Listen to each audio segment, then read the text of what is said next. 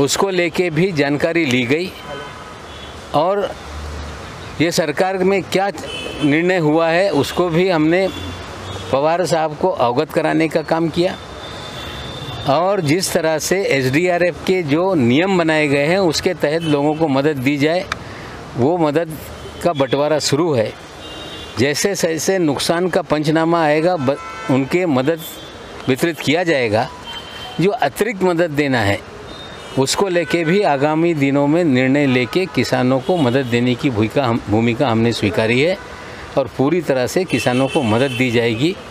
ये भी पार्टी के इस बैठक में चर्चा हुई है। सर, लोकल बॉडी इलेक्शंस में एनडीए के दल जो है वो साथ में लड़ेंगे। लोकल बॉडी इलेक्शन में हमने पहले से कहा है कि हम पूरी तरह से तैयारी कर रहे हैं। जो हमारे जिला इकाइयां हैं उनको पूरा अधिकार दिया जा रहा है। वो जिला इकाइयां तय करेंगी कि किस तरह से 3 दलों के गठबंधन में चुनाव लड़ना है कि 2 दल या अकेले, या स्थानिक नेताओं और उनको कार्यकर्ताओं के विचार पर छोड़ा गया है। जो भी स्थानिक इकाई निर्णय लेगी उस तरह से आगे चुनाव में हम जाएंगे।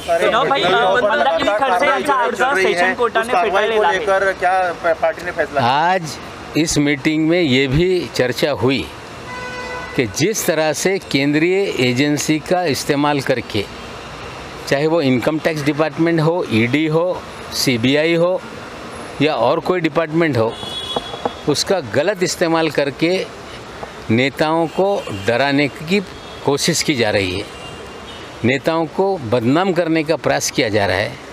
पार्टी ने निर्णय लिया है कि इन तमाम षड्यंत्र के खिलाफ पार्टी के सभी नेता डट के खड़े रहेंगे और किसी भी तरह से जो भी कार्रवाई है कानूनी तौर से उनसे लड़ा जाएगा। सारे नेताओं ने तय किया है कि अब डट के भारतीय जनता पार्टी हो, केंद्र की एजेंसियों का दुरुपयोग जो हो रहा है उसके खिलाफ डट के खड़े रहेंगे और कितनी भी कार्रवाई कर ले, सरकार 2 साल पूरा करने जा रही है, सरकार 5 साल पूरा करेगी। कितना भी डराने का प्रयास हो, हम डगमगाने वाले नहीं है, ये बीजेपी को समजना पडेगा। मंदाकिनी खडसे यांचा अर्ज सेशन कोर्टाने आता फेटाळलेला आहे, त्यामुळे कुठेतरी त्यांच्या अडचणीत पुन्हा एकदा वाढ होण्याची शक्यता वर्तवली नाही। त्या बाबतीत आता मला माहिती नाही, माहिती घेऊन मी बोलतोय। जिस तरह से देवेंद्र जी ने बयान दिया है कि उन्हें एहसास ही नहीं हो रहा है कि वो मुख्यमंत्री नहीं है। हमें लगता है कि लगभग सभी संसद सदस्य, मंत्री, राज्य मंत्रियों की बैठक आदरणीय पवार साहब की अध्यक्षता में हुई।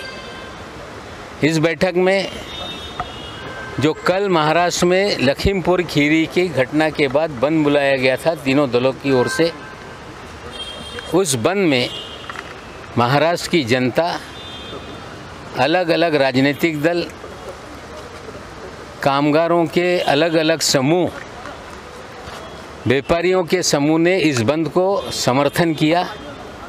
शांतिपूर्वक ढंग से ये बंद हुआ। पार्टी के नेताओं ने एक प्रस्ताव पारित किया है और इस प्रस्ताव में जनता, मजदूर और व्यापारियों का आभार मानने का काम किया है।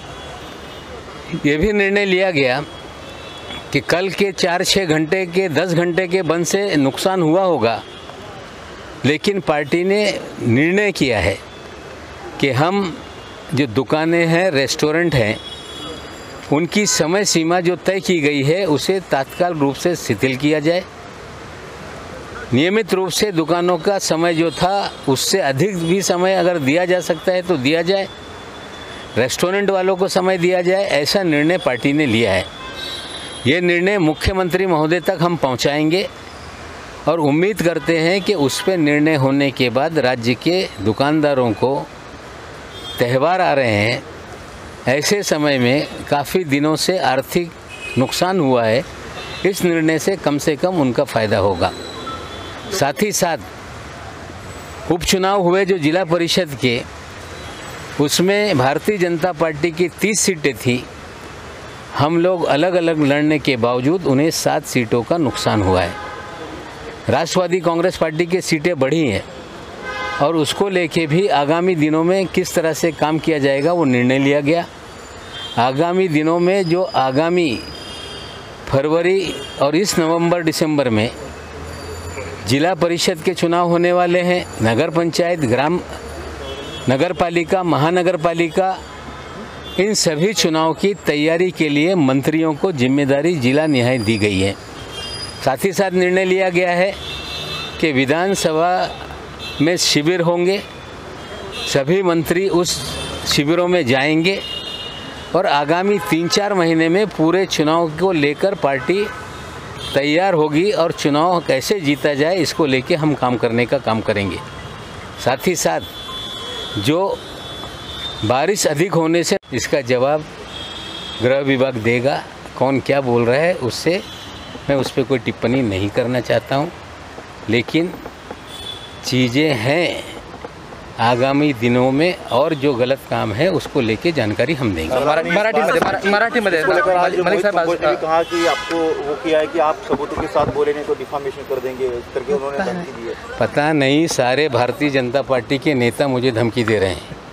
सभी लोग 100 करोड़ के दावे की बात कर रहे हैं, लेकिन एक भी नोटिस मुझे प्राप्त नहीं हुई है।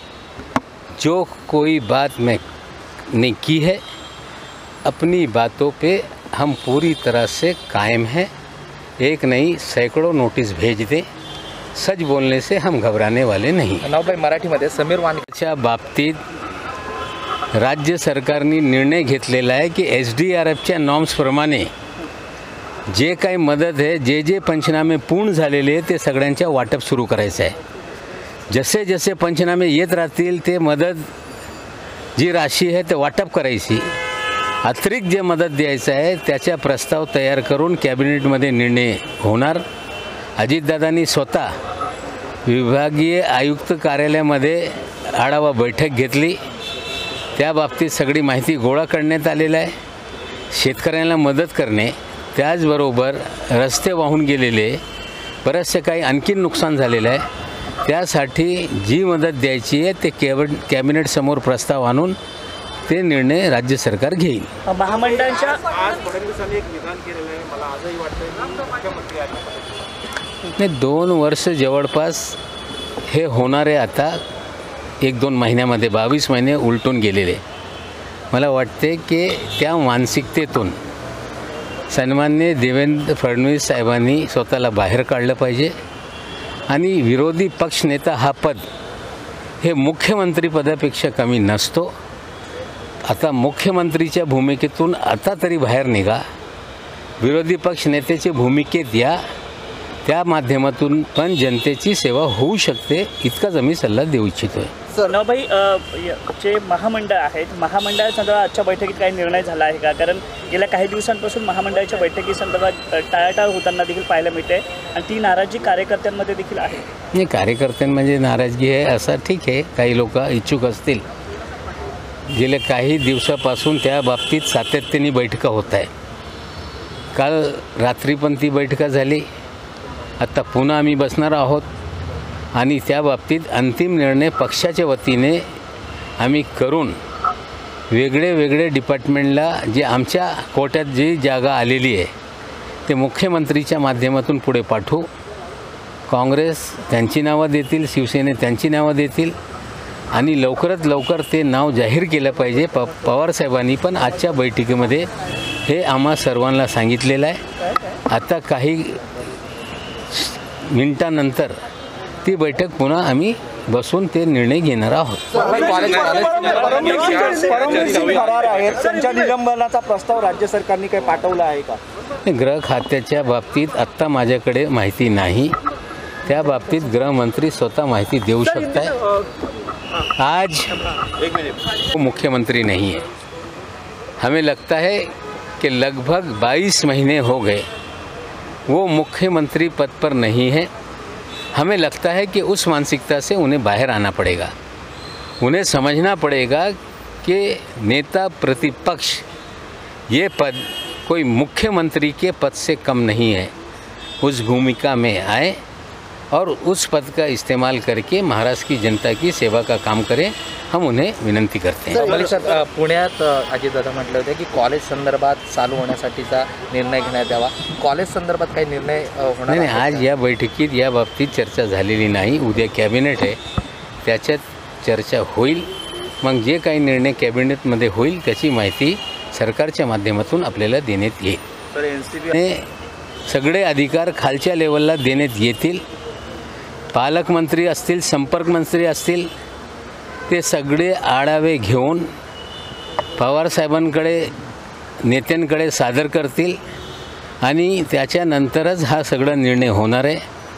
महाराष्ट्रामध्ये आणखीन ज्या पद्धतीने आपल्याला चित्र दिसते की केंद्रीय यंत्रणेचा गैरवापर करून लोकांना, राजकीय लोकांना त्रास देण्याचं काम सुरू आहे. तो IT डिपार्टमेंट असेल, ED डिपार्टमेंट असेल, कुठेतरी प्रत्येक नेत्यांना, त्यांच्या जवळच्या लोकांना त्रास देण्याचं काम करते. पक्षांनी निर्णय घेतलेला आहे की आम्ही खंबीरपणे या सगळ्या कारवायांचा समोर जाऊ. कितीही केंद्र सरकारने, भाजपने आमच्यावर हल्ले चढवले, केंद्रीय यंत्रणेचा गैरवापर केला, तरी आमचे कुठलेही नेते, कार्यकर्ते डगमगणार नाही आणि पूर्ण ताकदीने केंद्र सरकार असेल, भाजप असेल, त्यांच्या विरोधात लढण्याची भूमिका आम्ही स्वीकारलेली आहे आणि त्यांच्या विरोधात ताकदीने लढू असा निर्णय आम्ही घेतलेला आहे. ओला दुष्काळ संदर्भात काही चर्चा झाली का? कारण आदरणीय पवारसाहेब यांच्या अध्यक्षतेखाली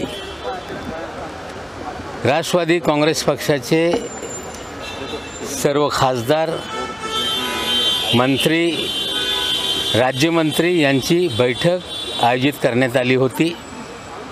आत्ताच ती बैठक संपलेली आहे. या बैठकीमध्ये संपूर्ण राज्यामध्ये